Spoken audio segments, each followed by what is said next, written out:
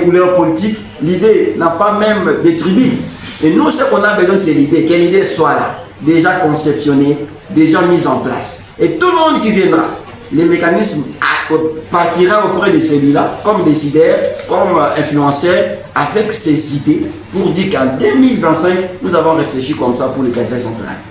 Est-ce que ces idées vous intéressent? On mène toujours le plaidoyer jusqu'à 10 ans. Et ces mécanismes vont faire ce travail. Même si aujourd'hui, les cycles qui viendront, on aura des élections, l'un de nous est gouverneur, c'est les restes d'autres jeunes, et les mécanismes seront composés pas seulement des jeunes, partiront auprès de celui-là.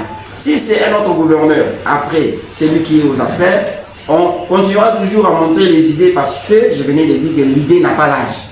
L'idée ne doit pas s'arrêter. Ce qu'on a besoin, c'est une vision collective. C'est un leadership collectif, mais aussi une vision prometteuse. La première question, je vous laisse.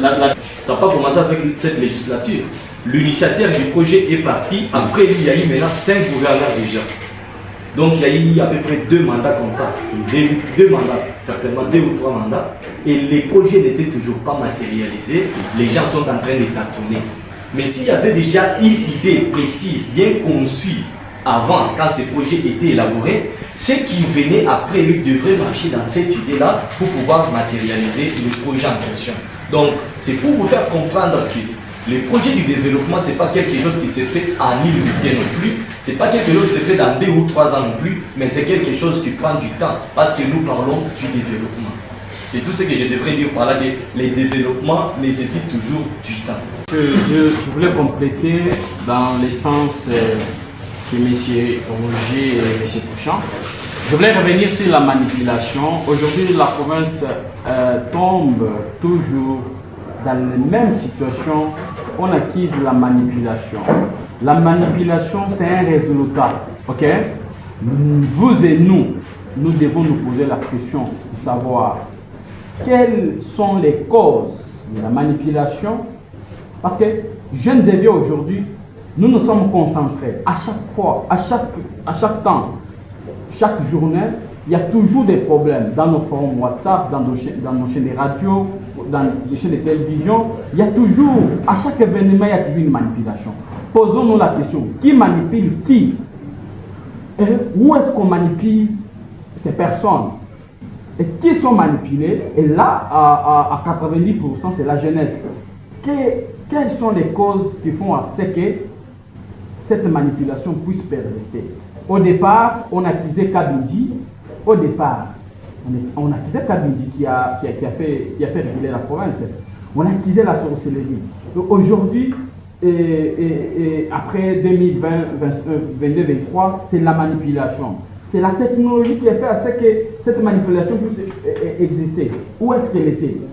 Ces genres de questions, ces genres d'idées vont se discuter dans cet échange qui réunit toute cette classe. Je reviens sur la question de l'horizon 2035. Monsieur Fabrice, vous êtes sans ignorer que ces provinces que nous avons, toutes ces provinces que nous avons, ont existé avant que les gens pensent aux législatures. Si vous revenez, vous prenez la province du Kasaï central, cette province du Kasaï occidental, cette province du Luabourg de l'époque, ok, vous faites la comparaison, vous faites une comparaison 30 ans après, vous allez vous rendre compte que cette province que nous avons héritée a bien existé dans le passé que dans le présent.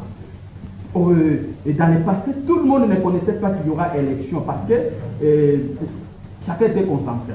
Le développement de cette province ne concerne pas seulement une classe politique.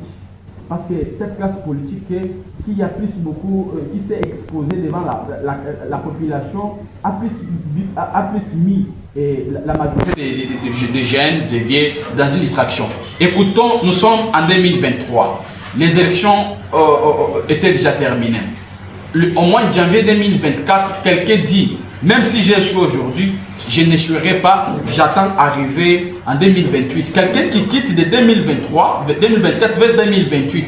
Mais si vous lui posez la question de savoir, qu'est-ce que vous prévoyez de 2023 à 2028? Il attend que les élections.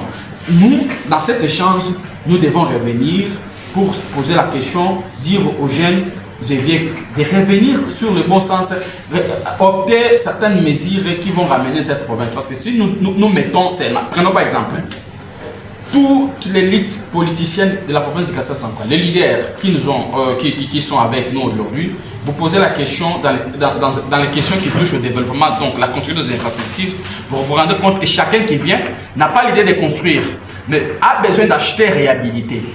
Réhabiliter. Qu'est-ce qui va faire à ce que cette province puisse se développer dans ces domaines? Il fallait que chacun puisse opter une vision. Au lieu de réhabiliter, au lieu de revenir sur ce que l'autre avait déjà fait, il fallait créer. Dans cette créativité, on pourra avoir une province qui va être développée, au lieu que cette province soit une référence pour d'autres provinces. Vous devez reconnaître que nous sommes une province très riche, mais nous manquons une unité, nous manquons un amour, nous manquons une paix, nous manquons un pardon. Nous avons ces 4 facteurs ne sont pas beaucoup considérés. S'ils sont considérés, c'est dans l'hypocrisie. Pour l'instant, cet horizon, si vous vérifiez les termes de référence, vous vous rendez compte que c'est un symposium de vérité où nous allons discuter ces questions, pas seulement pour nous, pour l'avenir. Avec ces réflexions, nous allons aussi voir quelles mesures à prendre, quelles mesures qui vont accompagner les autorités à chaque instant, aussi pour arriver à un certain moment à accompagner nos compatriotes de l'Est qui sont agressés matin, midi, soir. Parce qu'à chaque fois, nous passons aussi à nos amis qui sont à Goma. Quand Goma est malade, quand Bukavu est malade, quand l'Ituri est malade, c'est comme un organe du corps qui est malade. Le pays tout entier n'est pas bon. Alors, on doit plus beaucoup passer à ça. Aussi, on pense aux idées pour accompagner cette population. Symposium qui aura lieu le 15 de ce mois a pour thème les perspectives durant l'année, jusqu'à l'année 2025. Donc, pendant 35, je dirais. Donc, pendant 10 ans, les gouvernants qui sont au pouvoir aujourd'hui ne seront plus là. Donc ce sont les générations montantes qui pourront peut-être gouverner. Bon, ça c'est sûr, ils vont gouverner. Mais comment vont-ils gouverner? Donc c'est ce symposium tellement qui sera entouré des professeurs des universités, des ex-gouverneurs des provinces. C'est autour de ce symposium qu'il y aura des idées pour savoir comment 2035 sera. Parce qu'ils vont mieux préparer la jeunesse pour avoir un avenir meilleur. Parce que ce n'est pas seulement les gens qui gouvernent aujourd'hui qui seront là, mais non, la jeunesse aussi doit monter pour avoir un avenir meilleur.